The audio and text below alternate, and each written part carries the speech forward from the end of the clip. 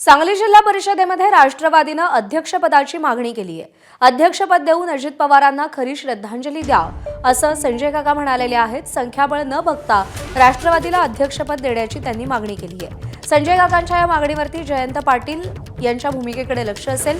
जयंत पाटील, संजय काका पाटील आणि विश्वजित कदम यांच्यामध्ये चर्चा सुरू असल्याचं सूत्रांनी सांगितलेलं आहे। सांगलीमध्ये राष्ट्रवादी शरदचंद्र पवार पक्षाला 18, राष्ट्रवादीला 6 आणि काँग्रेसच्या 11 जागा आहेत। सांगली जिल्हा परिषदेमध्ये भाजपला 16, शिवसेनेला 7 जागा आहेत। सांगली जिल्हा परिषदेत बहुमतासाठी 32 जागा हव्या आहेत।